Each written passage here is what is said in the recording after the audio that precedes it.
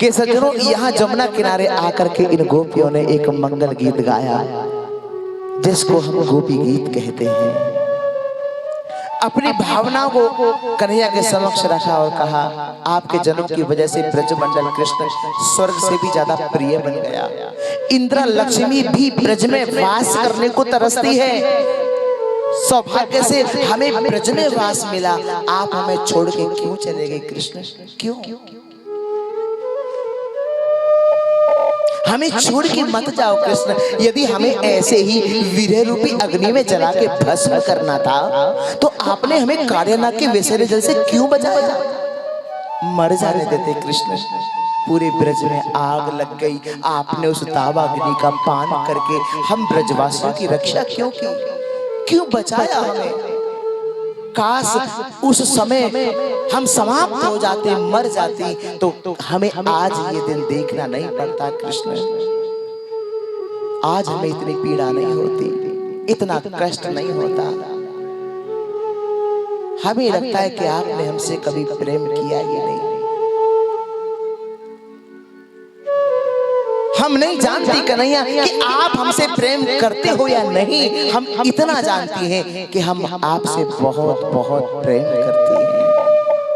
सज्जनों, जब अपनी भावनाओं को कृष्ण के समक्ष रखा तो इन गोपियों की मंडली में आज मेरे गोविंद प्रकट हो गए। बोलो कृष्ण भगवान की। और इन गोपियों को ऐसा लगा कि जैसे मानो हमारे गए हुए प्राण वापस आ गए हों, हमारे गए हुए प्राण वापस आ गए हों। इनको ऐसा लगा। एक गोपी तो टेढ़ी नजर करके देखती है कन्हैया की ओर, जैसे मानो खाई जाए। भगवान ने कहा, ऐसे क्यों देखती हो? तो इन गोपियों ने कन्हैया से यहाँ प्रश्न किया। कहा कि कन्हैया, एक बात हम तुमसे जानना चाहते हैं। क्या?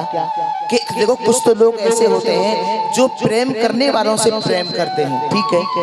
कुछ लोग ऐसे होते हैं जो प्रेम नहीं करने वालों से प्रेम करते हैं, और कुछ लोग ऐसे होते हैं जो दोनों में से किसी से भी प्रेम नहीं करते। बताओ सबसे उत्तम कौन है? भगवान ने कहा, सुनो गोपियों, जहां प्रेम के बदले प्रेम किया जाता है वहां प्रेम कम, स्वार्थ ज्यादा होता है।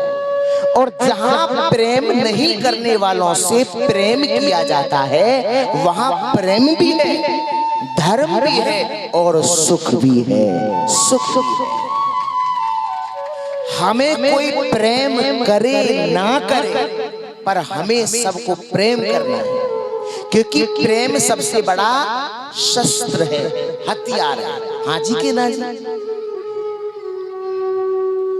इसीलिए निस्वार्थ प्रेम सबसे हमें करना है। तो भगवत प्रेमियों, भगवान कन्हैया ने पुनः इन गोपियों के साथ में रास लीला प्रारंभ की। जैसे रास विहार दोबारा प्रारंभ किया तो देखो वहां कामदेव आ गए। भगवान कन्हैया ने कहा, क्यों कामदेव तुम फिर आ गए?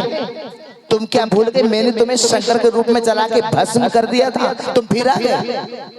भगवत प्रेमी कामदेव ने कहा कि प्रभु, शंकर के रूप में तो आप तपस्या कर रहे थे। यदि मैं तपस्या करने वालों को छेड़ता हूँ तो मुझे जल करके राख होना पड़ता है प्रभु, राख होना पड़ता है। तो भगवत प्रेमी जब इतनी बात कही कि जल करके राख होना पड़ता है, तो भगवत प्रेमियों ये बात बड़े समझने की बात है, क्योंकि कृष्ण शिव है, शिव ही कृष्ण है, कृष्ण राम है, राम ही गोवर्धन नाथ है।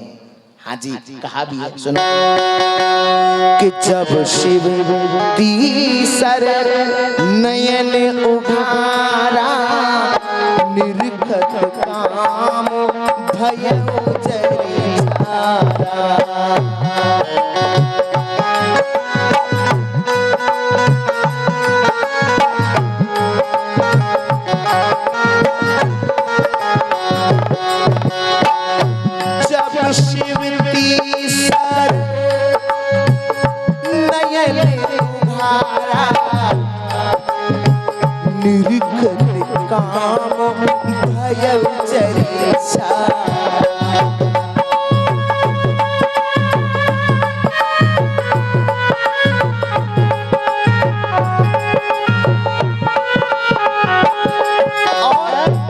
काम भय चरे मंगल भवन आमंगल हारी, प्रभु सुंदर अचिर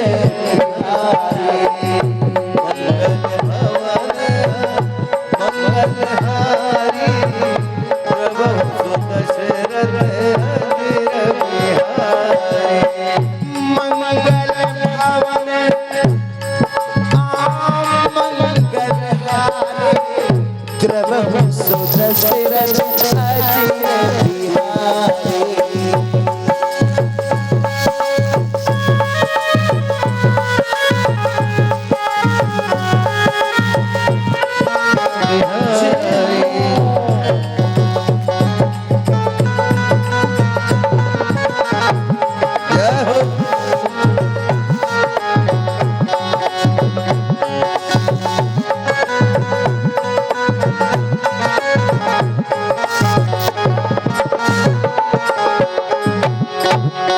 तो जब शिव तीसर नयन उघारा निरखत काम भयो जरी छारा। तो भगवत प्रेमी भगवान कन्हैया ने कहा ये बताओ कौन सा युद्ध करोगे, बताओ किले वाला या मैदान वाला। सज्जनों किले वाला युद्ध किसे कहते हैं और मैदान वाला युद्ध इसकी परिभाषा क्या है सुनिए। देखो पत्नी के साथ में रह के काम को जीतना ये तो किले वाला युद्ध है, और असंख्य सुंदरियों के बीच में रह करके काम पर विजय प्राप्त करना ये मैदान वाला युद्ध है। बताओ कौन सा युद्ध करोगे। अब तो कामदेव ने कहा प्रभु मैं किले वाला युद्ध तो मैं रोज ही करता हूँ, किले वाला युद्ध तो मैं प्रभु रोज ही करता हूँ, प्रत्येक दिन करता हूँ, आज तो मैदान वाला युद्ध करूंगा। भगवान बोले ठीक है तैयार हो जा। तो भगवत प्रेमियों भगवान कन्हैया ने जैसे ही परम सुंदरी गोपियों के साथ में रास लीला प्रारंभ की तो कामदेव अपने पूरे बाणों को लेकर आ गया। और सुनो जब परमात्मा नृत्य करता है ना तो संपूर्ण ब्रह्मांड नाचने लग जाता है। आहा राधा नाचे, कृष्ण नाचे, नाचे गोपी जन, मन मेरो बन गयो सखीरी पावन वृंदावन। बोलो वृंदावन बिहारी लाल की जय। शंकर भगवान से रहा नहीं गया, वो भी चले आए कैलाश से, हाँ लेकिन उनको रास में प्रवेश नहीं मिला ना। गोपियों से कहा हम तो कैलाश से आए, चौ बाबा रास को दर्शन करने, हाँ तो प्रेम सरोवर में गोता लगाओ। शंकर जी ने प्रेम सरोवर में गोता लगाया, सो गोपी बन गए बाबा। यहाँ शंकर भगवान का नाम क्या पड़ा, गोपेश्वर महादेव। ठीक है बोलो गोपेश्वर महादेव की जय हो। तो सज्जनों भगवान कन्हैया ने इन परम सुंदरी गोपियों के साथ में जो रास लीला की, रास विहार किया, इसका मूल कारण क्या था, कामदेव पर विजय प्राप्त करना। समझ गए। देखो परमात्मा रस है और रस नाम समूह रासा, रसों के समूह को रास कहते हैं। समझ गए। रसों के समूह को रास कहते हैं। ये कोई शरीर से शरीर का मिलन नहीं था, ये आत्मा और परमात्मा का मिलन था। कृष्ण परमात्मा है और गोपियां आत्मा है। कह दो जय श्री कृष्ण। जय श्री। इसके बाद भगवत प्रेमियों अब तो नारद जी की आंखें भर आई। अब नारद जी सोचने लगे कि बताओ मेरे प्रभु तो जगह जगह लीला करने में व्यस्त हैं, लीला करने में लगे हुए हैं, अब कंस का उद्धार कब करेंगे। अब मैं ऐसी कोई लीला करूं जो कंस का भी उद्धार हो जाए। तो नारद जी भगवत प्रेमी सबसे पहले गए कंस के पास, नारायण नारायण नारायण। और सुनाओ मधुरापति क्या हाल है। कंस ने कहा नारद ठीक हाल है। खाक ठीक हाल है, भूल गए आकाशवाणी। नहीं भूला तो नहीं नारद, फिर क्या बताऊं नारद, मैं चुन चुन के राक्षस भेजता हूँ, जाते तो है मारने लेकिन समाचार मिलता है स्वयं मर गए। मन में बड़ी चिंता है। नारद जी ने कहा नारायण नारायण। तुम एक काम करो मथुरापति, क्या कि सुनो जो धनुष तुमको शिव जी ने दिया है और कहा है कि जो इसे तोड़ेगा वो तुम्हें नहीं छोड़ेगा, एक काम करो उसका विशाल मेले का आयोजन करो। और अक्रूर जी कृष्ण बलराम के काका लगते हैं, और अक्रूर जी को तुम वृंदावन भेजो कृष्ण बलराम को लाने के लिए। कृष्ण बलराम को अक्रूर जी वृंदावन जाएंगे लेने के लिए, लेकर के आएंगे तो दोनों मेला देखने में लगे रहेंगे कृष्ण और बलराम, और दोनों को धोखे से मरवा देना। कंस ने कहा बात तो ठीक है नारद। नारद जी बोले नारायण नारायण, मैं कुछ नहीं सुनना चाहता, मैं तो बस परसों आपकी विजय देखना चाहता हूँ। तो सज्जनों नारद जी ने कहा कि समझो,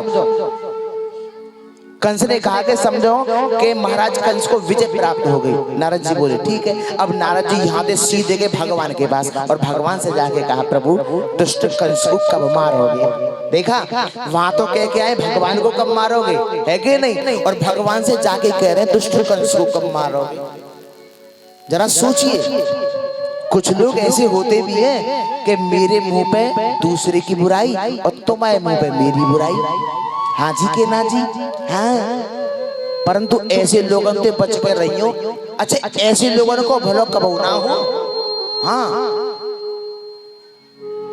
पर ये जहर के समान होते हैं, इनसे बच के रहना चाहिए। कह दो जय श्री कृष्ण, हाँ, इनते के सावधान रहिए। अच्छा एक बात बताओ, मान लीजिए सपोज दैट फॉर एग्जाम्पल, मान लीजिए अनीता की मम्मी ने, सुन लीजिए, माना अनीता की मम्मी ने अंजू की मम्मी थे चंद्रपाल की बुराई करी। समझ रहे हैं? किसकी मम्मी ने? अनीता की मम्मी ने। जब मुझे आप बातें बताओ, जब अनीता की मम्मी अंजू की मम्मी ते चंद्रपाल की बुराई कर सके तो क्या तुम्हारी बुराई ना करेगी? करेगी या नहीं? क्योंकि अनीता की मम्मी का तो स्वभाव ही है दूसरों की बुराई करना। समझ रहे? कोई अनीता की मम्मियां बैठी तो बुरा मत मानियो। हाँ, बोलो श्याम सुंदर भगवान की, बोलो श्री राधे रानी सरकार की। तो भगवत प्रेमी इसलिए, अगर मेरा स्वभाव है बुराई करना तो मैं करूंगा, सबकी करूंगा। समझ रहे हैं? और मेरे स्वभाव में अगर किसी की बुराई करना नहीं है तो मैं किसी की बुराई नहीं कर सकता। बोलो बांके बिहारी लाल। तो ब्रज में रहना है तो क्या कहना है? राधे, जोर से कहिए। हाँ, तो अभी कथा कहाँ चल रही थी जी, आप बताइए। सोरखा,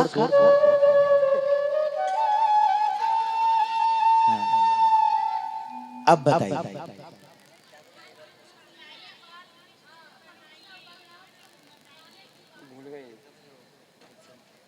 आवाज कम आ रही, आप पास करें आचार्य जी।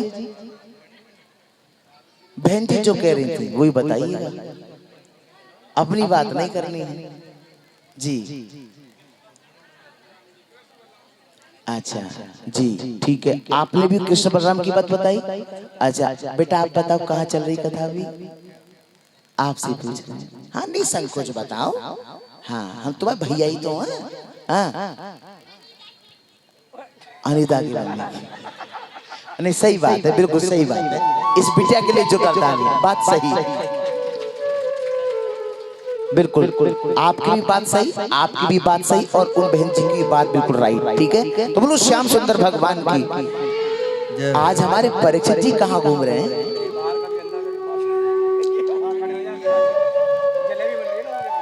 ओ जलेबी बन रही हैं, इनको बताना मत लेकिन किसी को भी ये पता तो नहीं किसी को कि जलेबी बन रही है आज? नहीं बताया ना अभी, इसीलिए पर्दा नीचे करा दिया है।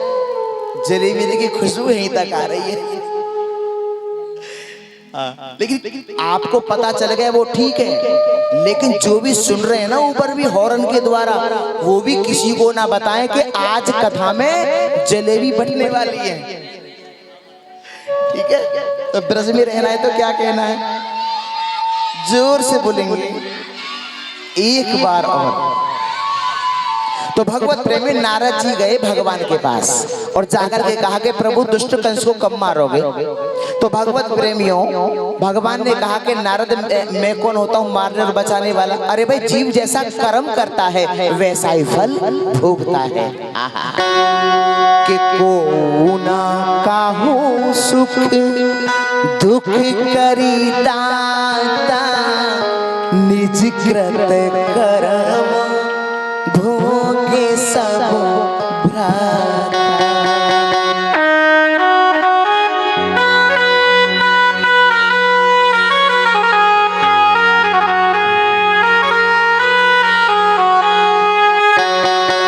को ना काहू सुख दुख करी दाता, निज कृत कर्म भोगे सब भ्राता।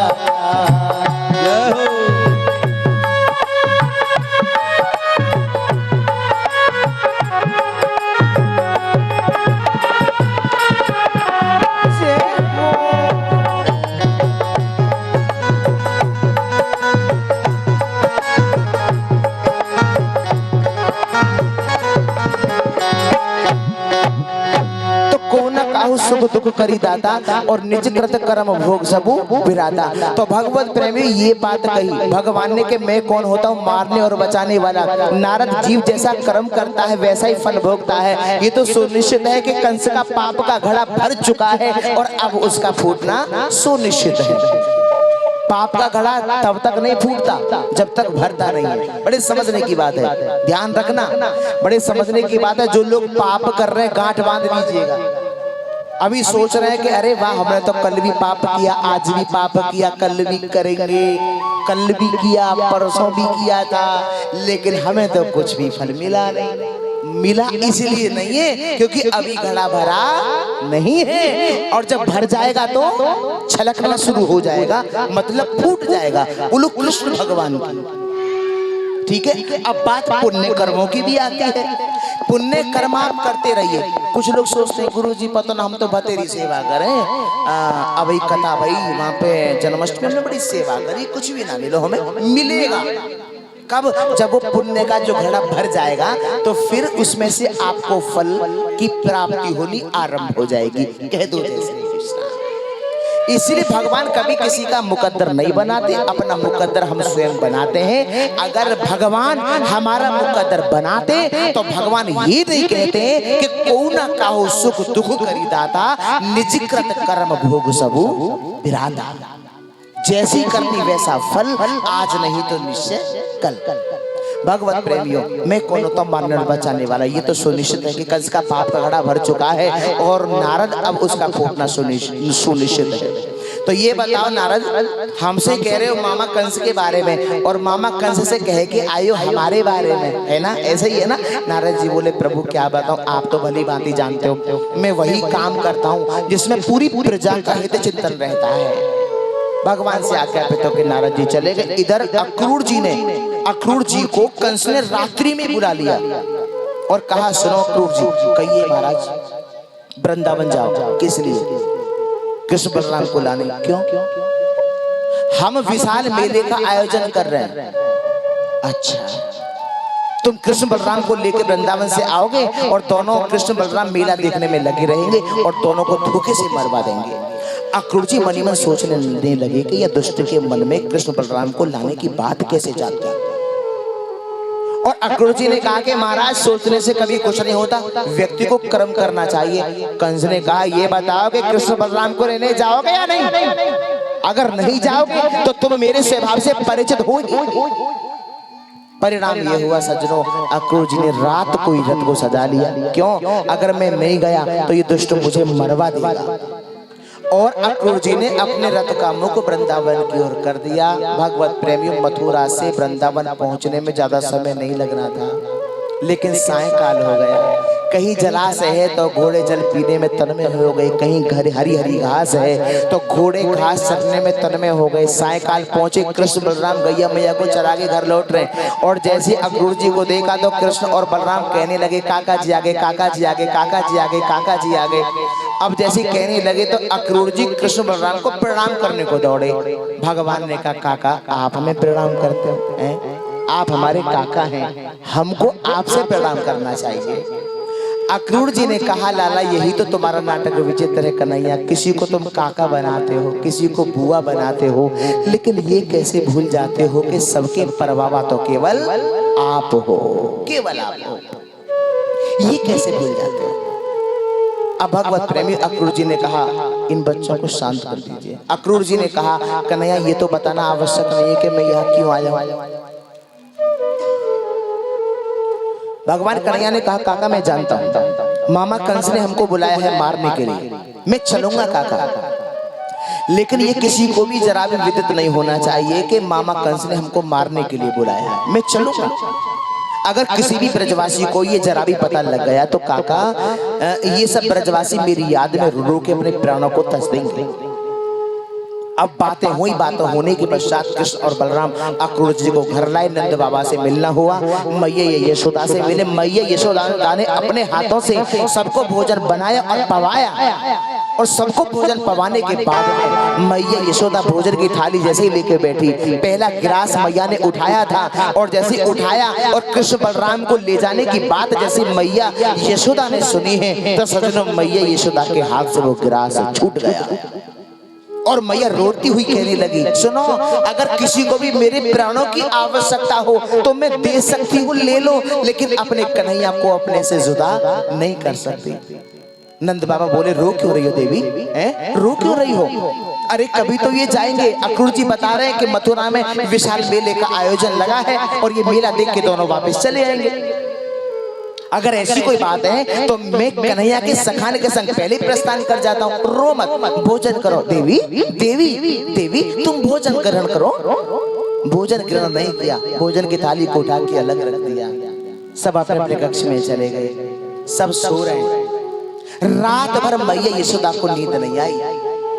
रात में भगवान कृष्ण की आंखें खुली और उठ करके मैया यशोदा के कक्ष में आए तो देखा मैया यशोदा अपने कक्ष में नहीं है। भगवान ढूंढने लगे, मैया मैया, अरे मैया तू कहाँ है? मैया मैया, अरे मैया, अब मैया हो तो दिखे भी। भगवत प्रेमियों, ढूंढते ढूंढते कृष्ण महल से जैसे बाहर आए तो भगवान कृष्ण ने क्या देखा, आज मैया यशोदा महल से बाहर द्वार के पास एक खंबा है, उस खंबे से सर लगा के फूट फूट के रो रही है। कन्हैया बोले, मैया तू क्यों रो रही है? मैया मैया तू क्यों रो रहे है? आज भगवत प्रेमियों, मैया यशोदा ने कन्हैया को अपने हृदय से लगाया और खूब रोई। मैया ने कहा कि लाला तू कल मुझको छोड़ के मथुरा चलो जाएगा, मैं किसके सहारे जीऊंगी, किसके सहारे? भगवान ने कहा, मैया तू रोवे मत, मैं परसों को वापस चलो आओ।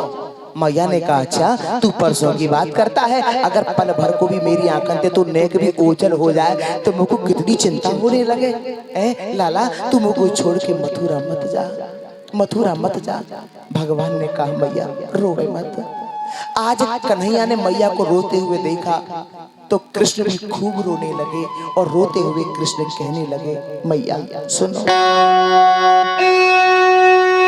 कर्मन ही सो मिलवो भयो, कर्म ही तो बिछड़ा, कर्म में जो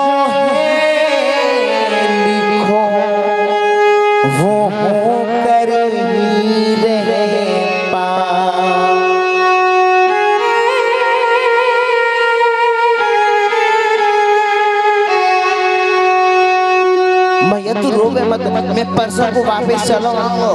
भगवत प्रेमियों, मैया यशोदा फूट फूट कर रो रही है और कह रही है, लाला तू मान जा, मान जा, हमें छोड़ के मथुरा मत जा। और देख तेरे वो सखा गोपियां और वो तेरी राधा, वो तेरे बिना कैसे रह पाएगी कन्हैया, कैसे रहेगी? तेरे बिन कैसे राधा जिएगी,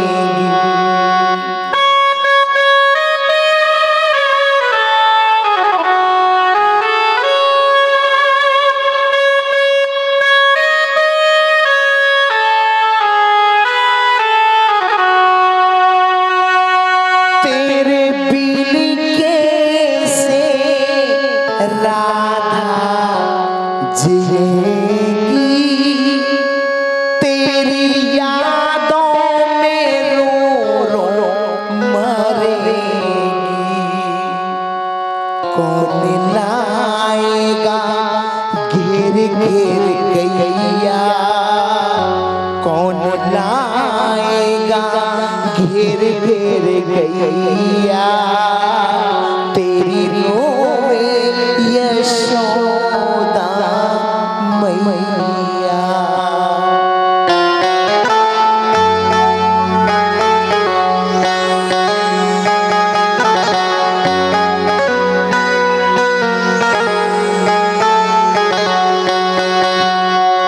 मथुरा कोना जा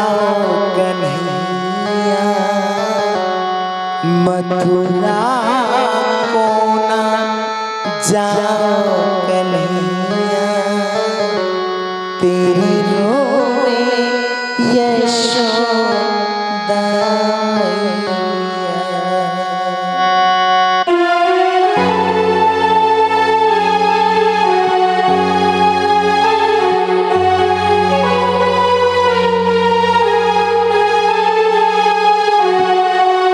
आज भगवत प्रेमी मैया यशोदा और श्री कृष्ण भगवान खूब रोए, विलाप कर रहे हैं, रुदन कर रहे हैं। आज ना जाने कैसे ब्रज में एक गोपी को पता लग गया कि कल कन्हैया मथुरा चले जाएंगे। वो गोपी दौड़ी दौड़ी गोपियों की मंडली में गई और जाके उस गोपी ने धड़ाओं से पछाड़ खाई।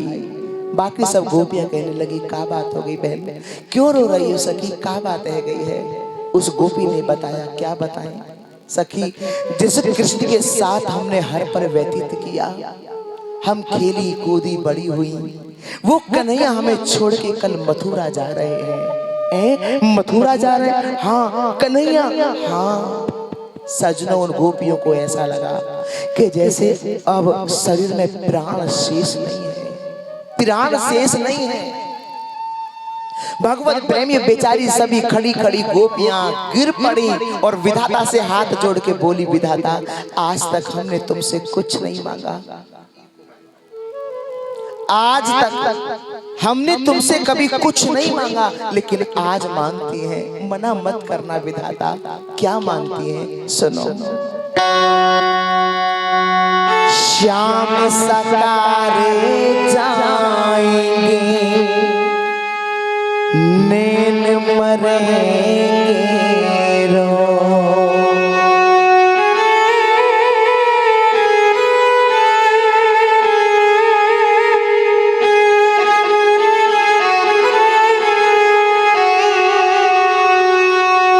श्याम सकारे जाएंगे, नैन मरेंगे रो, हे विधि ना ऐसा कीजियो, सो भोर कबहू नहीं हो।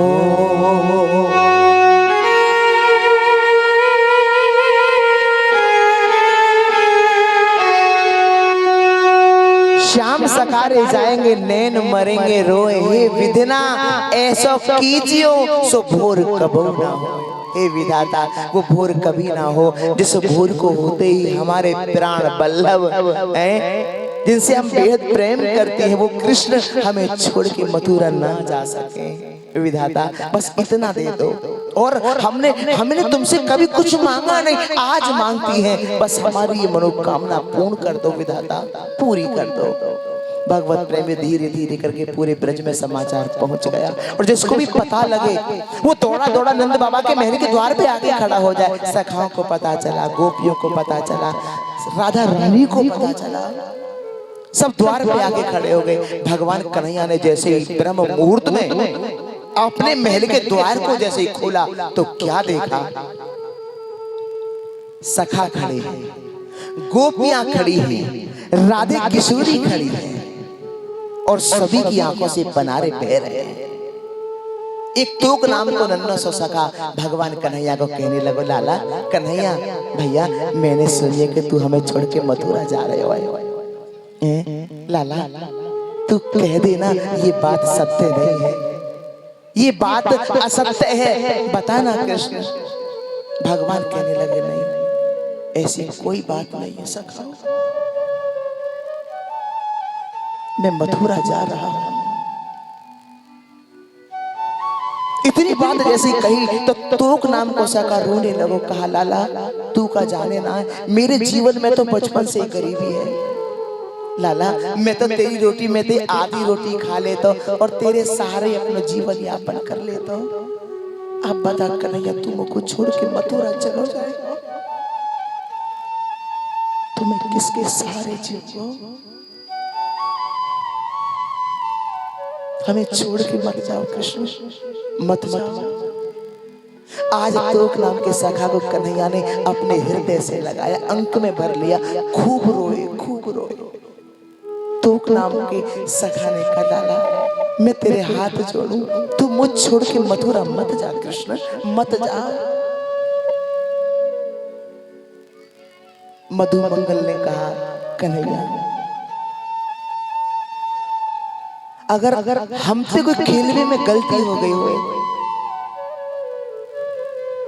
कोई अपराध हमने खेलने में कर दिया हो, तो तू हमें क्षमा कर दे कृष्ण, क्षमा कर दे। देख देख, तू मुझ जो भी सजा देगो, मधु मंगल ने कही लाला तू मुझ जो भी सजा देगो मुझे स्वीकार है, लेकिन तेरा मथुरा जाना मुझे स्वीकार नहीं है। आज कन्हैया ने मधु मंगल को भी अपने हृदय से लगाया, खूब रोए, खूब रोए। सब सखा हिलकियां दे दे के रो रहे, कन्हैया अरे हमें छोड़ के मत जाओ कृष्ण, मत जाओ। भगवत प्रेमियों, इन सखाओं से मिलके गोपियों के पास गए। गोपियों ने कहा कन्हैया तुमने सोच कैसे लिया कि हम तुम्हें जाने भी दे सकती हैं? कन्हैया हमने सुना है कि तुम मथुरा जा रहे हो, कृष्ण हमें छोड़ के मथुरा मत जाओ कृष्ण, मत जाओ कृष्ण, हम तुमसे बहुत प्रेम करते हैं, हमारे प्राण केवल आप हो कृष्ण, यदि आप हमें छोड़ के चले गए क्या हमारे अंदर ये प्राण सुरक्षित रह पाएंगे कृष्ण?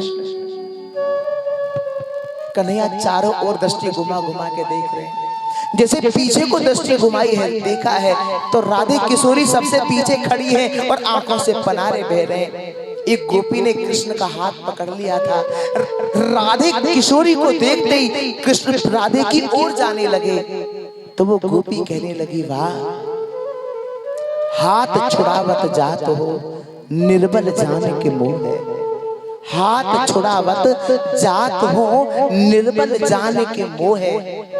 अरे कृष्ण हृदय में से जाओ तब मैं जानू तो है, हृदय में से तुम कहीं नहीं जा सकते कृष्ण, कहीं नहीं जा सकते। आज राधे किशोरी के पास गए, राधे हिलकियां दे दे के रो रही है। कन्हैया बोले राधा रो क्यों रही हो? राधा रो मत, क्या तुम नहीं जानती अगर मैं मथुरा नहीं गया तो मेरी आगे की लीलाएं संपन्न नहीं हो पाएगी। राधे मुझे जाना पड़ेगा।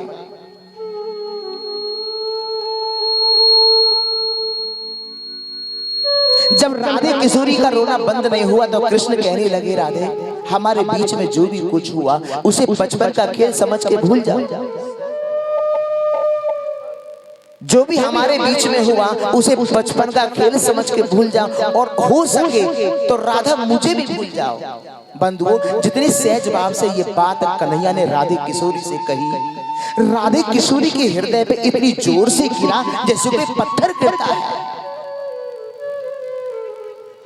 और राधा किशोरी भगवत प्रेमियों रोते रोते अचानक हंसने लगे। भगवान कृष्ण कहने लगे राधा अभी तो तुम रो रही थी, तुम्हें हंसी अचानक कैसे आ गई? राधे किशोरी ने कहा कन्हैया मैं तुम्हें हर पल चाहती रही, तुमसे प्रेम करती रही, तुम्हारी प्रतीक्षा करती रही, लेकिन मुझे आज पता चला है कृष्ण कि तुमने मुझसे कभी प्रेम किया ही नहीं। नहीं राधा ऐसी बात नहीं है, मैं तुमसे बहुत प्रेम करता हूँ राधे, बहुत प्रेम करता हूँ राधे, मेरा मन नहीं है तुम्हें छोड़ के जाने का मथुरा, लेकिन मजबूरी है, मुझे जाना पड़ेगा क्योंकि मुझे अभी बहुत सारे कार्य पूरे करने हैं। राधे जिम्मेदारियां मजबूर कर देती हैं अपना शहर छोड़ने को, जिम्मेदारियां मजबूर कर देती हैं अपना शहर छोड़ने को, वरना कौन अपनी गली में रहना नहीं चाहता। इसलिए मुझे जाना होगा राधे, जाना होगा। भगवत प्रेमियों, राधे किशोरी ने कहा कृष्ण ये ब्रजवासी मुझसे लाख मना करते थे, लाख मना करते थे कि राधा इस कन्हैया के चक्कर में मत आ जाना, इस कन्हैया के साथ में मत खेलना, ये खेलता है और निकल जाता है, तुम्हारे साथ भी खेलेगा और निकल जाएगा। लेकिन कन्हैया मैंने किसी भी ब्रजवासी की बात पर कोई ध्यान नहीं दिया, कोई विश्वास नहीं किया, और मैं तुमसे हमेशा प्रेम करती चली गई। और सुनो, ये ब्रजवासी कहते हैं कि तुम भगवान हो, मैं नहीं कहती कि तुम भगवान हो, और मैंने जो तुमसे प्रेम किया है कन्हैया भगवान समझ के नहीं किया। और अगर ये बात सत्य है कि तुम भगवान हो तो मैं तुमसे एक वरदान चाहती हूँ। कैसा वरदान? मरने के बाद कन्हैया जीव का इस धरती पर दोबारा जन्म होता है। मरने के बाद जब मैं दोबारा इस धरती पर आऊं तो राधे बनकर के नहीं, कृष्ण बनकर के आऊं। और ये कहानी यहीं पे संपन्न नहीं हो जाती। कन्हैया तुम्हें भी आना होगा मेरे साथ, और कृष्ण बन के नहीं, राधा बनकर। फिर मैं तुमसे कहूंगी कि हमारे बीच में जो भी कुछ हुआ उसे बचपन का खेल समझ के भूल जाओ, और हो सके तो मुझे भी भूल जाओ। कैसा लगा कृष्ण, कैसा लगा? है कोई जवाब? तुमने कितनी सहजता से, कितनी आसानी से कह दिया कि हमारे बीच में जो भी कुछ हुआ उसे बचपन का खेल समझ के भूल जाओ, और हो सके तो मुझे भी भूल जाओ। हे कृष्ण, तुम भूल सकते हो, लेकिन मैं तुम्हें कभी भूल नहीं पाऊंगी, कभी नहीं। बस ये वरदान मुझे दे दो, मुझे तुमसे और कुछ नहीं चाहिए कृष्ण, कुछ नहीं चाहिए। तुम नहीं समझोगे कृष्ण। भगवत प्रेमियों राधे जी से मिलकर के वापस घर आए। नंद बाबा सखाओं को लेकर पहले ही प्रस्थान कर गए। आज श्री कृष्ण को माता यशोदा सजा रही है, रोती जा रही है, सजाती जा रही है, रोती जा रही है। देखो सजाती तो रोज ही थी, लेकिन आज बिछड़ने को सजा रही है ना, तो रोती जा रही है। भगवान ने चेहरे की ओर देखा, मैया की आंखों से पनारे बह रहे, तो मैया को देख के कृष्ण भी रोने लगे। आज कृष्ण और बलराम ने मैया के चरणों का स्पर्श किया, रथ में बिठाया क्रूर जी ने दोनों को, रथ आगे बढ़ा तो गोपियां रथ के आगे लेट गई। भगवान ने कहा, अरे गोपियों क्या कर रही हो? ए देवियों, ऐसा मत करो, हट जाओ ना। गोपियों ने कहा, कन्हैया तुम जाना चाहते हो ना, हम तुम्हें रोक नहीं रही हैं, तुम जाओ, तुम मथुरा चले जाओ कृष्ण, लेकिन इस रथ को हमारे ऊपर से लेके चले जाओ कृष्ण। हम भली भांति जानती हैं कि हम तुम्हारे बिना जीवित नहीं रह पाएंगे, लेकिन ये बात तुम समझ पाओ तब ना। इसलिए कृष्ण हमें तुम छोड़ के मथुरा जाना ही चाहते हो, तो इस रथ को हमारे ऊपर से लेके जाओ, हम तुम्हें रोक नहीं रही हैं, जाओ, चले जाओ, लेकिन इस रथ को हमारे ऊपर से लेके जाओ। भगवान ने हाथ जोड़े, गोपियों ऐसा मत करो, मैं परसों को वापस आ जाऊंगा। तो बहुत आग्रह करने के पश्चात गोपियां हट गई। भगवत प्रेमी रथ बढ़ता गया, जब तक रथ की उड़ती भई धूल और ध्वजा चमकती रही, तब तक ब्रजवासी टकटकी लगा के देखते रहे कि ना जाने कन्हैया को हमारी याद आ जाए और रथ से नीचे कूद के हमारे अंक में लिपट जाए। परंतु ऐसा हुआ नहीं बंधुओं। एक मैया यशोदा दौड़ी दौड़ी आ रही, जब रथ दूर पहुंच चुका तो मैया यशोदा दौड़ी दौड़ी आ रही है, गिरती पड़ती और आवाज लगा रही है, कन्हैया कन्हैया, अरे बलराम, अरे कन्हैया, अरे कन्हैया।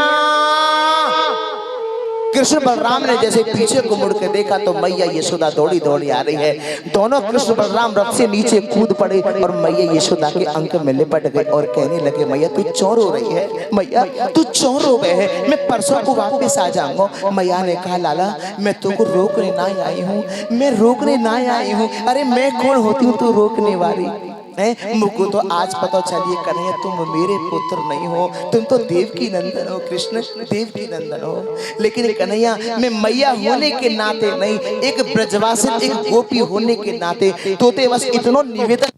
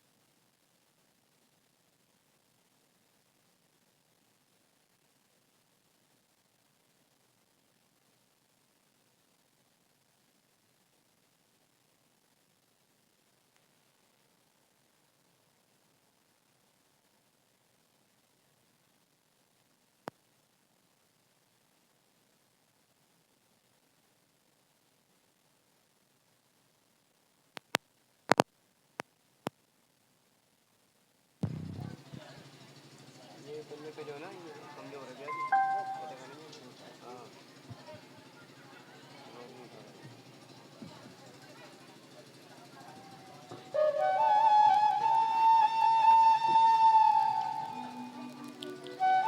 श्री राधे, बोलो श्याम सुंदर भगवान की, बोलो श्री राधे रानी सरकार। मैया यशोदा ने कहा भगवत प्रेमियों कि मैं एक गोपी होने के नाते तो निवेदन करना चाहती हूँ लाला, एक ब्रजवासन होने के नाते तो मैं ये निवेदन करना चाहती हूँ। अभी आ जाएगी थोड़ी देर में, शांतिपूर्वक बैठे रहे कि मथुरा में या कहीं भी तू यह बात को स्मरण मत करना कृष्ण। कौन सी बात मैया? कि मैंने एक मिट्टी की मटकी फोड़ने के बदले तो को ऊखल से बांध दिया। भगवान कृष्ण कहने लगे मैया तू चिंता मत करे, मुंह को अगर किसी में बांधने की शक्ति है तो केवल तेरे प्रेम में है मैया। मुझे कोई बांध नहीं सकता लेकिन तेरा प्रेम बांध सकता है, तेरा प्रेम बांध सकता है। ये शक्ति किसी और में नहीं है। दोबारा चरणों का स्पर्श किया, कृष्ण बलराम फिर रथ में बैठ गए। सज्जनों सीधे आज मथुरा आ गए। आने के पश्चात अक्रूर जी ने भगवत प्रेमियों कहा कि कन्हैया सामने अट्टालिका देख रहे हैं, हाँ हाँ इन्हीं में मेरे निवास स्थान है। मेरी इच्छा थी कि आज रात्रि विश्राम आप मेरे यहाँ करते। तो भगवत प्रेमियों भगवान ने कहा दिया काका क्षमा चाहूंगा, अभी मैं किसी के यहाँ भी जाने को बाध्य नहीं हूँ, समय मिलने पर मैं आने का प्रयास करूंगा। तो भगवत प्रेमी जहाँ सखा नंद बाबा विराजमान थे जिस बगीचे में, अक्रूर जी ने कृष्ण बलराम को वहीं छोड़ा और कंस के पास पहुंचे और जाकर के अक्रूर जी ने कहा, अक्रूर जी ने कंस से कि महाराज मेरा काम मैंने कर दिया, अब आप जानो और आपका जाने काम। अब भगवत प्रेमी कन्हैया तो हट पकड़ के बैठ गए। बाबा ने मेला देखने जानो चाहे, बाबा ने मेला देखने जानो चाहे। नंद बाबा ने कही ना ना यहाँ तेने काउते सारो कह दी तो वैसे झगड़ो है जाएगो। तो भगवत प्रेमी हट पकड़ के बैठ गए। तो बलराम जी से नंद बाबा ने कहा बलराम हाँ बाबा भैया तू जाइए, इनके संग देख झगड़ो नहीं होना चाहिए। तो भगवत प्रेमी कृष्ण बलराम सब सखा मथुरा नगरी में प्रवेश करते हैं। तो प्रवेश करते ही मथुरा वासी अपनी अपनी अट्टालिकाओं पर चढ़ के पुष्पों की वृष्टि करते हैं। तो तूक नाम को सखा जो उंगली पकड़ के चल रहे हो कन्हैया की कहने लगो लाला देखियो रे कन्हैया, जब मथुरा नगरी में प्रवेश करते हमारा इतना स्वागत है रहे हो तो मामा कंस के कितना स्वागत होएगा। तो भगवान ने सोचा कि ये कितने भोले ब्रजवासी हैं, कितने भोले हैं ये सखा, इनको पता नहीं है कि मामा कंस ने हमको स्वागत के लिए नहीं मारने के लिए बुलाया है। हाँ तो भगवत प्रेमियों आगे को बढ़े, वस्त्रों की व्यवस्था की, धोबी घाट पर जाके वस्त्रों की व्यवस्था की। वस्त्र इतने बड़े के सड़क साफ हो गए तो अपने अनुकूल दर्जी से वस्त्रों को बनवाया, खूब जैसे चंदन लगवा के उसे परम सुंदरी भगवान ने बनाया और विशाल रणभूमि उसमें प्रवेश किया। और भगवान ने उस धनुष के जाते टुकड़े टुकड़े कर दिए जो धनुष कंस को शिवजी ने दिया था। और भगवत प्रेमियों कुल्यपेड़ नामक हाथी को भगवान ने परास्त कर दिया, चारों मुष्टिक पहलवानों को परास्त कर दिया और पूरे महल में हाहाकार मच गया। अरे महाराज आपने इस कृष्ण को क्यों बुला लिया, क्या हुआ? अरे महाराज इस कन्हैया ने उस धनुष के टुकड़े टुकड़े कर दिए जो धनुष आपको शिवजी ने दिया था और कहा था जो इसे तोड़ेगा वो तुम्हें नहीं छोड़ेगा। अब तो भगवत प्रेमियों कंस के सिंहासन पर अंत में भगवान ने चढ़ाई की। अब मुकुट को उतार के कंस के केसों को भगवान कन्हैया ने पकड़ लिया। कंस ने कहा ये कैसा बेटा, मेरे केसों को क्यों पकड़ रहे हो? क्यों मामा जी दुखता है क्या? अरे दुखेगा नहीं तो क्या होगा, मेरे केस जो पकड़े हैं। लाइट आ गई, चेंज करा दो।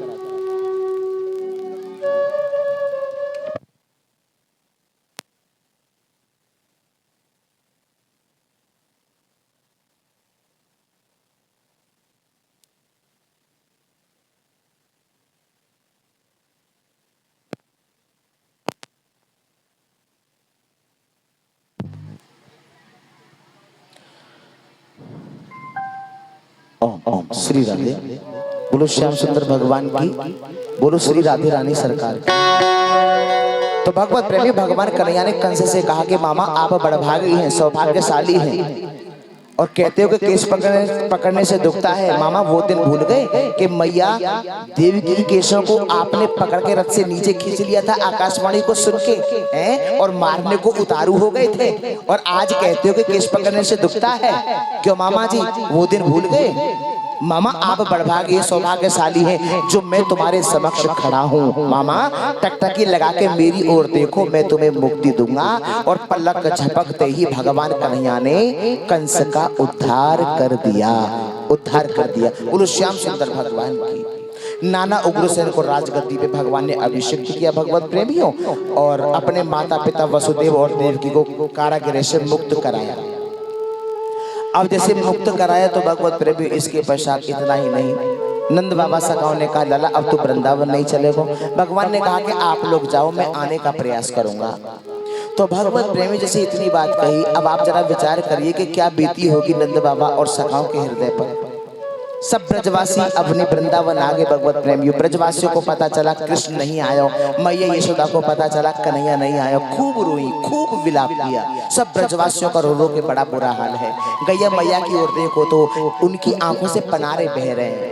वृक्षों की ओर देखो तो भगवत प्रेमी ऐसा प्रतीत होता है कि जैसे वृक्ष भी रुदन कर रहे हैं, जैसे वो ये कहना चाहते कन्हैया हमने कौन सी गलती की है, हमने कौन सा अपराध किया जो तुम हमें छोड़ के मथुरा चले गए। तो भगवत प्रेमियों एक दिन की बात, मैया देव की पहले तो शिक्षा दीक्षा के लिए गुरुकुल भेजा। मेरे कृष्ण जब शिक्षा दीक्षा प्राप्त करके वापस मथुरा आए तो मैया देवकी अपने हाथों से भोजन बना के लाई। तो मैया देवकी को देख के कृष्ण ने सोचा कि आज मैया देवकी को देख करके मुझे अपनी मैया यशोदा की याद आ रही है। जैसे मैया देवकी को देख के भगवान कन्हैया को मैया यशोदा की याद आई तो कृष्ण रोने लगे। मैया देवकी भोजन की थाली को द्वार पे रख के और वसुदेव जी के पास गई और जाके कहा स्वामी मैं आज कन्हैया को अपने हाथों से भोजन बना के लेके गई, मुझको देखते रोने लगो है। अब भगवत प्रेमी वसुदेव जी कहने लगे कि देवी मैंने भी कन्हैया को कभी अपनी गोद में नहीं खिलाया, मैं भी कन्हैया के स्वभाव से परिचित नहीं हूँ। इतने में उद्धव जी आ जाते, ज्ञानियों में श्रेष्ठ बृहस्पति जी के शिष्य उद्धव जी आए। उद्धव जी से वसुदेव जी ने कहा भैया उद्धव देखियो कन्हैया को मथुरा में कोई परेशानी है, क्यों रोब है, क्या परेशानी है, क्यों रोब है। तो भगवत प्रेमी उद्धव जी आए भगवान कन्हैया से मिले और कहा कन्हैया मथुरा में आपको कोई परेशानी है, क्यों रोते हो, इन बच्चों को शांत कर देंगे, क्यों रोते हो, क्यों विलाप करते हो। तो भगवान कन्हैया ने उद्धव से कहा कि उद्धव आज मैया देव की मुझे अपने हाथों से भोजन बना के जैसे लाई तो मैया देवकी को देख के मुझे अपनी मैया यशोदा की याद आ गई। मैं परसों की कह के गया आया था, लेकिन आज मुझे कितना समय व्यतीत हो गया, कितने दिन बीत गए, मैं अभी वृंदावन नहीं गया। उद्धव मुझे ब्रजवासियों की याद आती है, मुझे अपने सखाओं की गोपियों की राधा रानी की याद आती है। उद्धव मुझे अपनी मैया यशोदा और अपने बाबा की मुझे बहुत याद आती है। उद्धव तुम एक काम करो ना, तुम मेरा समाचार लेकर के तुम वृंदावन चले जाओ। मैं हाँ वाह, वो ग्वारिया भला मेरी भाषा को क्या समझेंगे। भगवान ने सोचा वाह, जिन ब्रजवासियों ने मुझे पूर्ण ब्रह्म परमात्मा को अपनी उंगलियों पे नचा दिया, उद्धव उन्हें साधारण ग्वालिन समझता है। अरे उद्धव थोड़ा सरल भाषा में कहने का प्रयास करना, जाओ तो सही।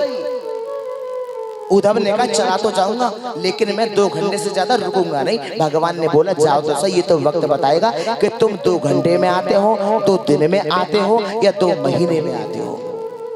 भगवत प्रेमी भगवान ने अपना मोर पंख निकाला और उद्धव जी को दिया। भगवत प्रेमी मोर पंख उद्धव जी को दिया क्योंकि ब्रजवासी सिवाय कृष्ण के किसी और से वार्तालाप करना व्यर्थ की बात समझते हैं। इसलिए प्रत्येक दिन की भांति आज भी सब ब्रजवासी मथुरा वाले रास्ते पर बैठे वृंदावन में, और ऐसे ही करते थे। प्रातः काल होते ही आ जाते थे, बैठ जाते थे। जब सूर्य अस्त हो जाए तो अपने अपने घर चले जाते थे, अपने हृदय पर धैर्य का पत्थर रख के। अरे मैया देख ले कन्हैया आज भी नहीं आयो, मैया बाबा देखो कन्हैया आज भी नहीं आयो। आज भी बैठे हैं। दूर से देखा, रथ का दर्शन हुआ तो दूर से देखने पर ऐसा प्रतीत हो रहा है कि जैसे रथ में कृष्ण सवार होके आ रहे हैं। तो भगवत प्रेमी ब्रजवासी सखा बोले देख ले आ गए कन्हैया, देख ले मैंने कही नहीं तो ते पहले ही मधुमंगल देख ले, है ना। अरे जब हम यहाँ के बिना नहीं रह सके तो ये भला हमारे बिना कैसे रह सके है। देख ले आ गए कन्हैया। भगवत प्रेमी बड़ी प्रसन्नता के पुष्प खिल उठे। जब रथ पास में आया और रथ में किसी और को पाया तो ब्रजवासी मौन हो गए। वारे वाह कन्हैया, याद आई ब्रज की है तो अपने मित्र को भेज दिया, स्वयं नहीं आए। उद्धव जी ने कहा भैया, अरे ब्रजवासियों, अरे लाला, हाँ बोलो भैया, नंद बाबा के महल को पतो बताओगे? भैया मैया यशोदा के महल को पतो बताओगे? ब्रजवासी बोले कि जिस कृष्ण की याद में जिस मैया यशोदा की रोते रोते श्रवण शक्ति कमजोर हो गई, उस मैया यशोदा के महल का पता बताना जरूरी तो नहीं है। उद्धव ने कहा अगर नहीं बताओगे तो मैं पहुंचूंगा कैसे? तो इन्होंने बताया, ब्रजवासियों ने कहा सुनो, नीचे पानी देख रहे हो? हाँ हाँ, ये नदी नहीं है, नाला नहीं है, नहर नहीं है, ये कृष्ण की याद में रोते हुए हजारों गोपियां, राधा रानी, नंद बाबा, माता यशोदा की अश्रुधारा है। और सुनो उद्धव, जहां इस पानी का अंत हो वही नंदालय है। रथ से नीचे कूद पड़े उद्धव, ज्ञान की पहली सीढ़ी वहीं खिसक गई। और जैसे उस पानी के साथ साथ जा रहे हैं तो नंद बाबा के महल के द्वार पर पहुंचे, अंदर प्रवेश किया। अंदर क्या देखा? मैया यशोदा के महल के प्रत्येक कोने से एक ही आवाज आ रही है, जय श्री कृष्णा, जय श्री कृष्णा, जय श्री कृष्णा, जय श्री कृष्णा। मैया बैठी आंगन में, जाके प्रणाम किया, मैया मैं उद्धव मथुरा से आया हूँ, प्रणाम करता हूँ। मैया ने कुछ नहीं सुना। क्यों? क्योंकि भगवान कन्हैया की याद में ना सजनों, रोते रोते मैया की श्रवण शक्ति कमजोर हो गई थी। मैया, अरे मैया मैं उद्धव मथुरा से आया हूँ, प्रणाम करता हूँ। कोई जवाब नहीं। मैया, ओ मैया, अरे मैया मैं उद्धव मथुरा से आया हूँ। मैया ने कहा अरे लाला उद्धव? हाँ मैया। अरे लाला धीरे बोल, धीरे, अरे धीरे बोल। बड़ी मुश्किल से मैंने अपनो कन्हैया अबई अबई पल्ला में सुलायो है। हाँ, कभी मोते चंद्रा मांगे, कभी माखन मांगे, कभी मिश्री मांगे। उद्धव ने कहा जिस कन्हैया को मैं अबई अबई मथुरा में छोड़ के आया हूँ, मैया कह रही है पल्ला में सुलायो है। मैया बोली तो को भरोसा ना है तो विश्वास ना, चल मैं तो दिखाऊं। उद्धव को हाथ पकड़ो, मैया ने भीतर ले गई पलना के पास, और पलना जैसे खाली देखा तो मैया धड़ाम से गिरी। उद्धव मैं कैसी बावरी हूँ, मैं कैसी बावरी हूँ उद्धव, मेरे लाला को तो आज बरसों बीत गए, मोते परसों की कह के गए लेकिन आज तक नहीं आए। उद्धव ये वही पलना है जिस पलना में मैं अपने हाथन से अपने लाला को सुलाती थी। उद्धव ये वही रसोई घर है जैसे रसोई घर में मैं अपने कन्हैया को भोग बनाती। मेरो लाला कहे तो मैया मैया एक पकौड़ी मोको भी दे दे, लेकिन मैं कहती नहीं, पहले जेजो को भोग लगेगा फिर तो मिलेगा। मोको तो ऐसा लगे उद्धव मेरा लाला मोते वाई बातें नाराज है गए, रूठ गए है। भगवत प्रेमी उद्धव जी से मैया की बहुत सारी बातें हुई। फिर नंद बाबा से मिले। नंद बाबा बोले और सुनाओ उद्धव कैसे हो? उद्धव ने कहा बाबा मथुरा में कन्हैया को कोई परेशानी नहीं है, चिंता मत करियो। इस बात को सुनते ही नंद बाबा हिलिकियां दे दे के रोने लगे। नंद बाबा ने रोते हुए कहा उद्धव ये सब मत बताओ, बस इतना बता दो क्या यहाँ तो खेले था बाबा की गोदी, यहाँ तो खेले था बाबा की गोदी, वाको बाबा सी गोदी मिले के नहीं, वाको बाबा सी गोदी मिले के नहीं रे उधो सीधी बता, यहाँ तो खावे था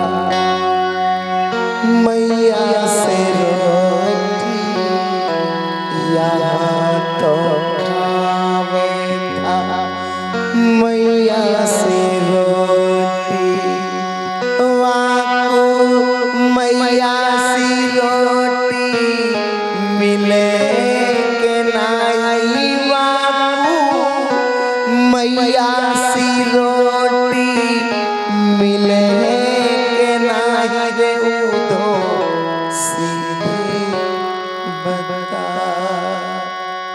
यहाँ तो खावे था मैया से माखन मैया तो खावे था मैया से मांगे वाको मैया सो माखन मिले के नाही वाको मैया सो माखन मिले के नाही रे उधो सीधे बता सीधे बता सीधे बता। नंद बाबा खूब रोए, नंद बाबा से मिले। इसके बाद उद्धव जी ने पूछा कि बाबा अब मैं गोपियों से राधा रानी से मिलना चाहता हूँ। तो भगवत प्रेमियों नंद बाबा ने बताया कि सब बगीचे में बैठे हुए हैं, चले जाओ मिलो।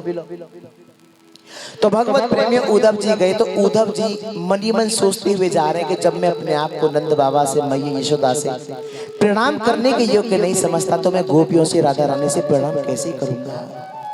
एक वृक्ष के पीछे जाकर छिप गए। तो एक भीरमर आ जाता है, सुन लीजिए, भीरमर आ जाता है। तो एक गोपी कहने लगी राधे मैंने तो मन में संकल्प ले लिया है मैं कभी काले से दिल नहीं लगाऊंगी और ये भीरमर भी काला है, ये भौरा भी काला है। दूसरी गोपी कहती अरे बहन ऐसा मत कहो, अगर या भीरमर ने भौरा ने हमारे कन्हैया से जाके कह दी तो यही हमारे लिए मरने के समान हो जाएगा। सब गोपियों ने हाथ जोड़े और उस भौरा से भीरमर से कहा अरे भीरमर मथुरा में जाके हमारे कन्हैया से शिकायत मत करना। भीरमर तुम तो सिर्फ इतना बताओ कि हमारे कन्हैया मथुरा में कैसे हैं? उन्हें कोई परेशानी तो नहीं है। सज्जनों भीरमर चला गया, वृक्ष के पीछे ही छिपे हैं उद्धव जी। अभी एक गोपी कहने लगी रोती हुई राधे रात मेरे सपने में कन्हैया आए, मैं पनघट पे पानी भरने गई और कन्हैया ने मटकी उठवा करके मेरे सर पे धरवाई, पीछे पीछे घर तक मेरे आए हैं। लेकिन घर आके राधे जैसे मैंने पीछे को मुड़ के देखा तुरंत मेरी आंखें खुल गई। दूसरी गोपी कहने लगी राधे राधे राधे राधे किशोरी रात मेरे सपने में भी कन्हैया आए, माखन चुरा के भागने लगे और जैसे मैंने पकड़ने को प्रयास करो तुरंत मेरी आंखें खुल गई। सज्जनों सब गोपियां अपने अपने स्वप्न का हाल बता रही हैं। राधे किशोरी रोती जा रही हैं, रोती जा रही हैं। सब गोपियों ने हाथ जोड़े और कहा राधे हाँ बोलो, क्या कन्हैया का दर्शन तुम्हें स्वप्न में नहीं होता?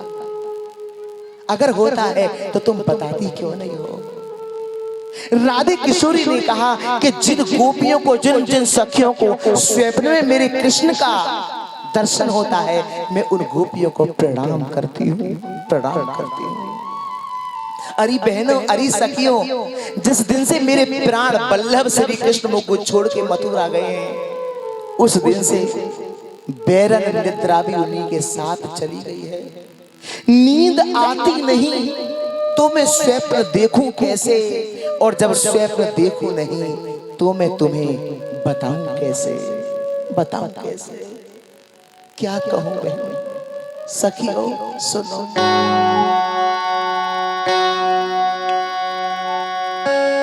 उसी ने दर्द दे करके मेरा ये हाल कर डाला। झांकी को केवल 10 मिनट रोक के रखेंगे।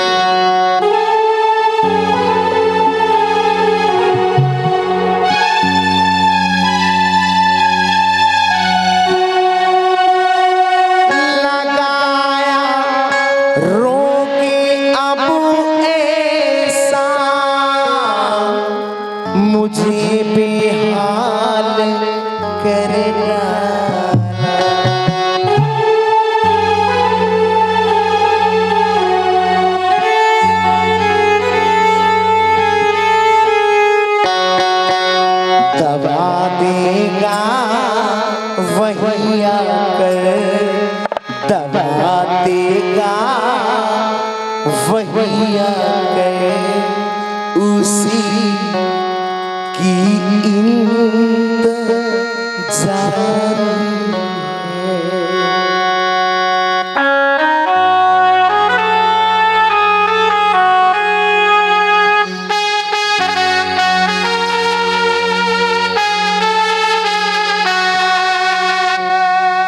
सताओ ना हमें लोगों, सताओ ना हमें लोगों, हमें दिल की बीमारी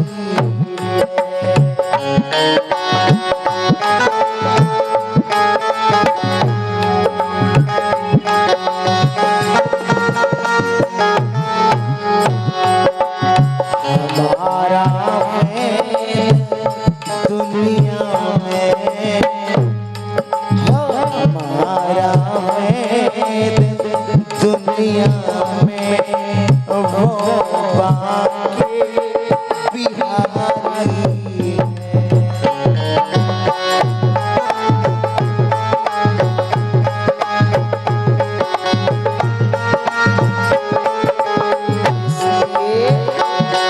सताओ ना हमें लोगों, हमें दिल की बीमारी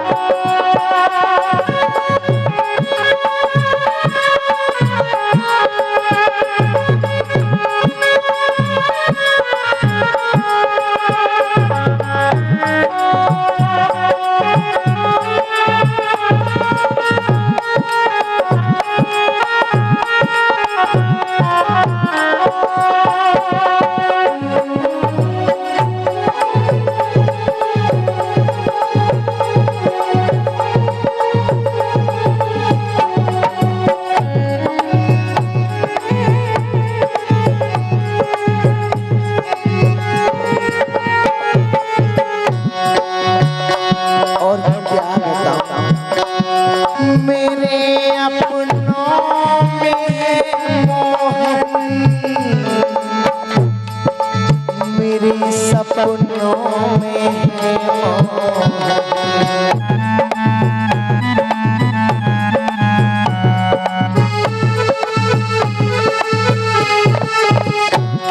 जिधर भी देखती हूँ नजर आते हैं मनमोहन,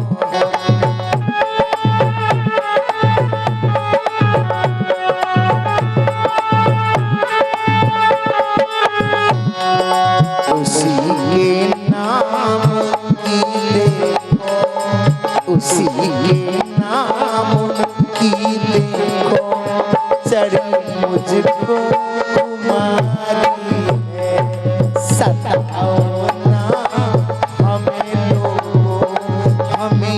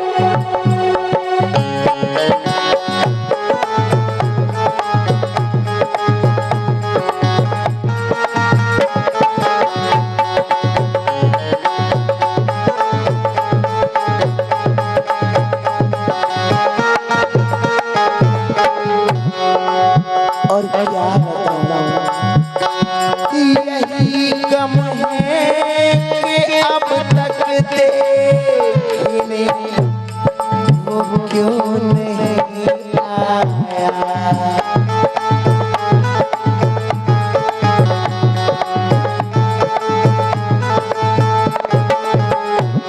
हुई क्या भूल हमसे शाम ने जो मुझको बिसराया।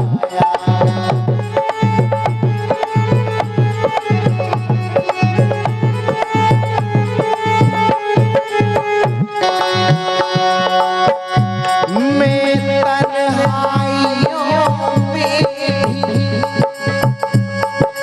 खुद से जुदा होने से डरती हूँ। तुझे पाना अभी बाकी है और खोने से डरती हूँ। मेरी आँखों के आईने में तेरी तस्वीर रहती है। कहीं धुल ना जाए रंग इसके मैं रोने से डरती हूँ।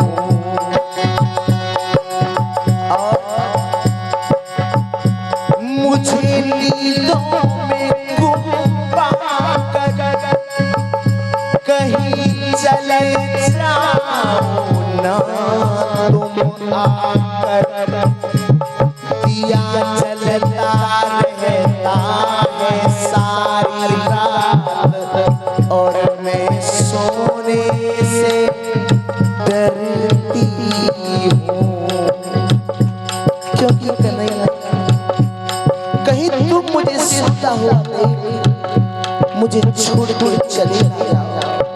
इसलिए यही गम है कि अब तक देखने वो क्यों नहीं आया।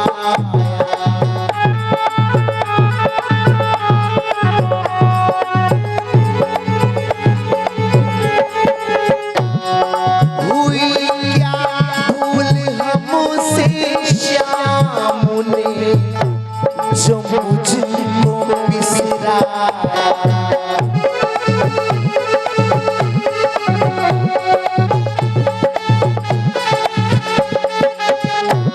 और सुनो, नहीं मारा नहीं छोड़ा, नहीं मारा नहीं छोड़ा, गजब का वो शिकारी है। नहीं मारा नहीं छोड़ा, गजब का वो शिकारी है। हमारा पैर दुनिया में वो वाक़ई बीमारी है।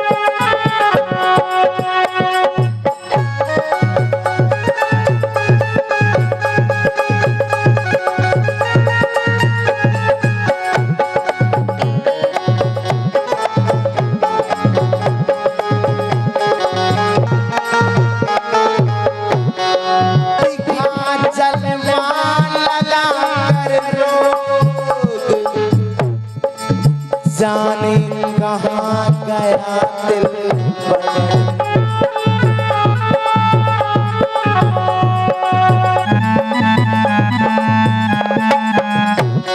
ना दिल की दिल में रह जाए, जरा तो देख लो आकर।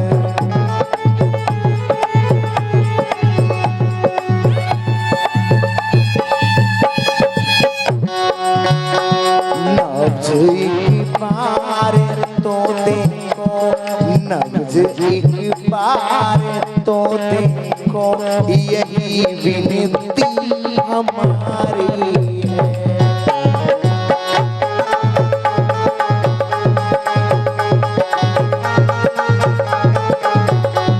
सताओ ना हमें लोगों, हमें दिल की बीमारी है।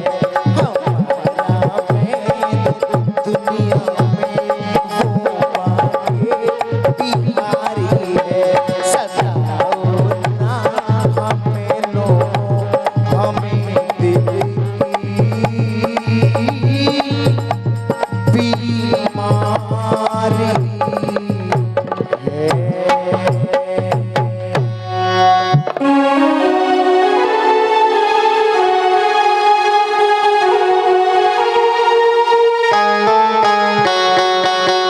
तो भगवत प्रेमी जब इनकी भावनाओं को उद्धव जी ने समझा, इसके बाद उद्धव जी निकले, उनको प्रणाम किया, बहुत सारी बातें हुई और अंत में उद्धव जी ने एक बात कही कि तुम किस कृष्ण के लिए रोती हो, अपने मन को ब्रह्म में क्यों नहीं लगाती हो। तो भगवत प्रेमी गोपियों ने कहा कि उद्धव तुम नहीं समझोगे, उसे कन्हैया की जैसी इच्छा हो वो वैसा करे, जीवन भर हमें ना मिले, ठोकर दे के अपने हृदय से हमें निकाल दे, लेकिन उद्धव सिवाय कृष्ण के हम किसी को चाहेंगे नहीं। प्रेम ये नहीं कहता, प्रेम ये कहता है कि प्रियतम की बात को माना जाए। इसलिए उद्धव ये तो प्रेम की बात है उद्धव, बंदगी तेरे बस की नहीं है, यहाँ सर दे के होते हैं सौदे, आशिकी इतनी सस्ती नहीं है। भगवत प्रेमियों, इधर उद्धव जी ने कहा चिंता मत करो, सायंकाल का सूर्य अस्त होगा बाद में और कन्हैया होंगे यहाँ पहले। भगवत प्रेमी दौड़ लगा ली, उद्धव जी ने और मथुरा में आए, भगवान ने कहा आ गए ज्ञानी जी। उद्धव ने कहा खबरदार जो जले पे नमक छिड़को, तुम तो बड़े निष्ठुर हो। सारा हाल बताया वृंदावन का उद्धव जी ने भगवान कृष्ण को। तो भगवत प्रेमी भगवान कन्हैया ने कहा चलो कम से कम तुमने ब्रज के भाव को जाना तो सही, पहचाना तो सही, चलो एक काम करो उद्धव, अब तुम अपने नेत्रों को बंद करो। सज्जनों उद्धव जी ने नेत्रों को बंद किया, भगवान ने कहा खोल के देखो उद्धव। तो जैसे ही खोल के देखा तो भगवान कन्हैया की बगल में राधा रानी और हजारों गोपियां वहां प्रकट हो गई। बोलो राधे कृष्ण भगवान की। भगवान ने कहा उद्धव तुम पढ़े लिखे थे, विद्वान थे, लेकिन मैंने सोचा कि तुम्हारे ज्ञान पर अगर थोड़ा सा भक्ति का रंग और चढ़ जाए तो सोने पे सुहागा हो जाए।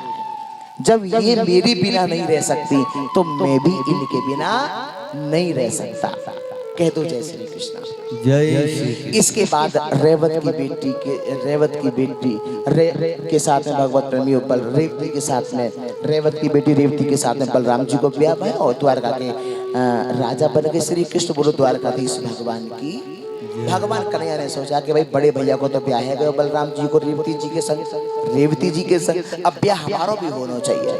तो भगवत प्रेमी कुंडनपुर के एक राजा है, नाम है भीष्मक, उनके 5 तो है पुत्र और एक है बिटिया। बेटी का नाम रुक्मणी है, बड़े पुत्र का नाम रुक्मी है। रुक्मी ने कहा अपने पिता भीष्मक से कि पिताजी परसों स्वयंवर है, रुक्मणी को समझा देना। मैंने रुक्मणी का रिश्ता अपने मित्र शिशुपाल के साथ में तय कर दिया है और ये वरमाला परसों है स्वयंवर और वरमाला शिशुपाल के गले में डाले। तो भगवत प्रेमी रुक्मणी ने सुन तो सब लिया पर बोली कुछ नहीं संकोच में, रोती रोती भाभी के पास गई। भाभी भाभी भाभी क्या बात है कि चोर हो रही है रुक्मणी। भाभी मेरे भैया रुक्मी ने मेरा रिश्ता अपने मित्र शिशुपाल के साथ में तय कर दिया है, मैं उससे विवाह बिल्कुल भी नहीं करूंगी। मैं द्वारकाधीश से प्रेम करती हूँ और उन्हीं से विवाह करना चाहती हूँ। तो ऐसी बात है तो लिख दो पत्र। पत्र में लिखा, मैं रुक्मणी हूँ, मैं कुंदनपुर में रहती हूँ। मैंने कन्हैया आपको देखा नहीं, केवल आपके गुणों को सुना है। कृष्ण, ऐसी कौन सी नारी होगी जो एक बार आपके गुणों को सुन के आपको चाहेगी नहीं? मेरे भैया शिशुपाल के साथ में, मेरे रुक्मी भैया ने, मेरे बड़े भाई ने, रुक्मी ने अपने मित्र शिशुपाल के साथ में मेरा रिश्ता तय कर दिया है कृष्ण। लेकिन मैं उससे विवाह नहीं करना चाहती। जो वस्तु सिंह को मिलनी चाहिए उसे कोई सियार लेके चला जाए तो बड़े संकोच की बात है। आप आइए, मुझे लेके जाइए। मैंने आपको देखा नहीं है कृष्ण, केवल आपके गुणों को सुना है। आपके गुणों को सुन के भला कौन ऐसी नारी होगी जो आपको चाहेगी नहीं? कृष्ण, आप आइए, मुझे लेकर के जाइए। और हमारे गांव से बाहर माता कात्यायनी का एक मंदिर,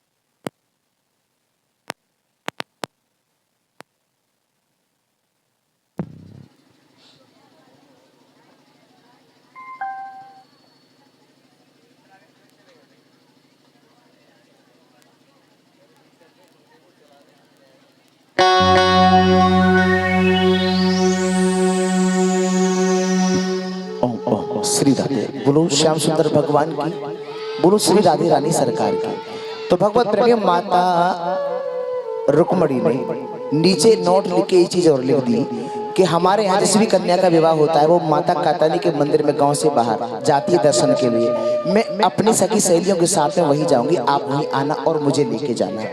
पत्र बंद किया, पंडित जी को पत्र दिया, लेके द्वारकाधीश प्रभु के पास पहुंचे। भगवान ने पत्र पढ़ा, पंडित जी ने कहा हम चलें, तो भगवान ने कहा चलो नहीं, हमारे साथ चलो। भगवत प्रेमियों, पंडित जी को भगवान ने रथ में बिठाया, स्वयं लगाम हाथ में थामी और नेक्स्ट सो रथ आगे को बढ़ो, तो बलराम जी आगे, रथ के आगे, तो हाथ से लगाम छूट गई। पंडित जी ने कहा प्रभु क्या हुआ? कि है गोपिया। सामने बड़े भैया आगे, संकोच लगता है, पूछा भी कहाँ जा रहे हो? तो झिझकते हुए कन्हैया ने कहा कि भैया मैं कुंदनपुर जा रहा हूँ। अच्छा, अरे हमें पता भी ना चलिए, हमारा लाला भी बड़ो है गयो, कन्हैया बड़ो है गयो, बिल्कुल जानो चाहिए। परसों तो रुक्मणी को स्वयंवर है, जरूर जानो चाहिए। तो भगवत प्रेमियों, अब हरि भक्तों, बलराम जी ने सेना की ओर टेढ़ी नजर करके इशारा कर दिया कि जरा भी किसी भी चीज की, किसी भी बात की कमी नहीं रहनी चाहिए। अब देखो, इधर से कृष्ण पहुंचे, उधर से माता कात्यायनी के मंदिर में रुक्मणी जी सखी सहेलियों के संग पहुंची। सामने मूर्ति है माता कात्यायनी की, लेकिन उसमें भी दर्शन हो रहा है द्वारकाधीश का। बोलो द्वारकाधीश भगवान की, क्योंकि जाती रही भावना जैसी प्रभु मूरत देखते न तैसी। भगवत प्रेमी जिसके प्रति हमारे हृदय में अधिकतम प्रेम होगा, हमें हर जगह वही दिखाई देगा। कह दो जय श्री कृष्णा। जय। और जब कन्हैया को आगमन भयो तो देखो वाम अंग फड़कन लगे रुक्मणी जी के, और माता कात्यायनी के हाथ से एक पुष्प गिर पड़ो झोली में। और कहा रुक्मणी जी ने कि अरे सखी देखो ना कन्हैया आए के ना। अब देखा तो रथ पे सवार हो गए, कृष्ण आ रहे हैं। तो भगवत प्रेमी और रुक्मी ने भी मंदिर के चारों ओर सेना लगा दी थी अपनी। रुक्मणी जी को पता चला कृष्ण आ गए तो खड़ी भई, दौड़ी दौड़ी मंदिर से नीचे उतर के आई, भगवान को अपना हाथ दिया। रुक्मणी जी ने, कन्हैया ने रुक्मणी जी को पकड़ के रथ में बिठाया। वहां भयंकर युद्ध छिड़ गया और भगवत प्रेमियों रुक्मी को भगवान ने रथ के चक्के से बांध दिया। बलराम जी ने छुड़वाया। रुक्मणी जी ने कहा स्वामी मारना मत, भैया है। अब राजा भीष्मा का है, उन्होंने कहा बेटा रुक्मी, बेटा मन की मलिनता को मिटाओ। जब मेरी बेटी रुक्मणी छोटी सी थी तो हमारे घर संत नारद पधारे थे और उन्होंने कहा था कि ये जो तुम्हारी बेटी रुक्मणी है ये राजन साक्षात लक्ष्मी है और लक्ष्मी का विवाह तो नारायण के साथ ही होता है, इसलिए बेटा मन की मलिनता को मिटाओ और ये सुंदर विवाह मुझे मेरे हाथों से कन्यादान के रूप में करने दो। सज्जनों, रुक्मणी जी को वापस लाया गया। कुमकुम पत्रिका द्वारकेश प्रभु के पास भेजी और मेरे द्वारकाधीश, मेरे द्वारकेश प्रभु बारात लेकर के आए और बारात का बड़ा स्वागत किया गया। कुंडलपुर में रुक्मणी जी के हम मंगल गीत गाए जा रहे हैं। आइएगा, सबसे पहले रुक्मणी जी को लाएंगे, सबसे पहले केवल रुक्मणी जी को लाएंगे। तो आइएगा भगवत प्रेमियों, हम और आप भी मंगल गीत गाते हुए चले।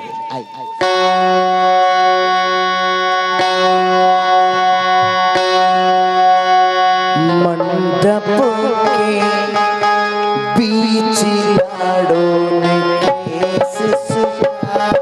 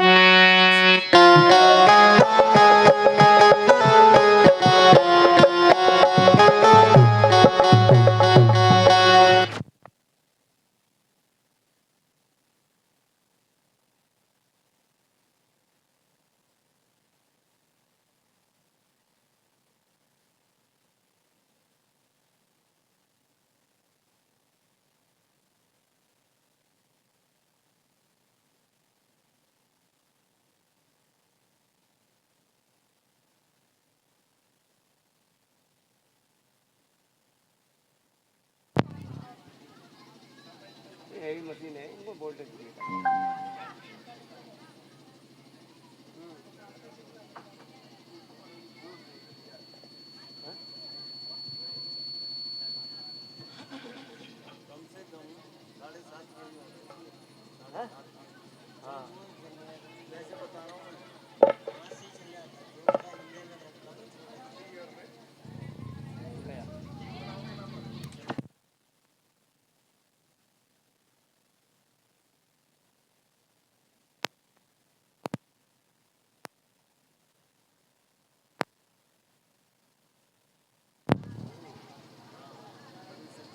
बस इतने पे रहने दो।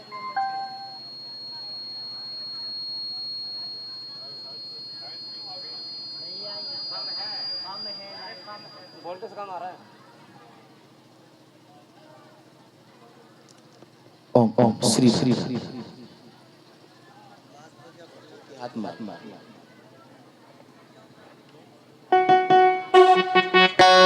मंडप के बीच लाड़ों ने केस सुखाए।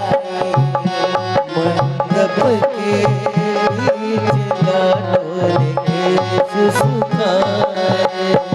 पापा चतुर मेरे ढूंढो, सुंदर मेरे ढूंढो। बाबा सुंदर वर दीनो, सुंदर वर दीनो। पापा चतुर मेरे ढूंढो, सुंदर वर ढूंढो।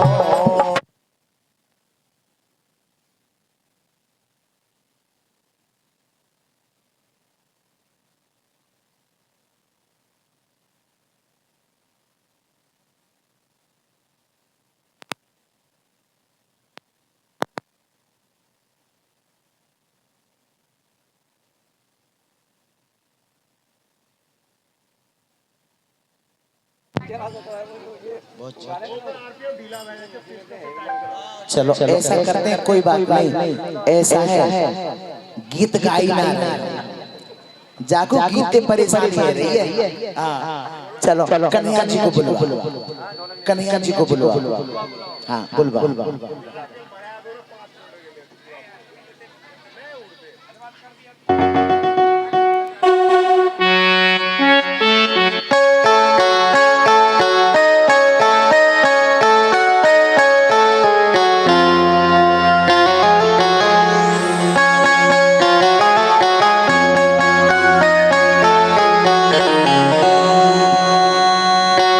माइक ले लो और अजय जी माला, जयमाला उनको ले आइए।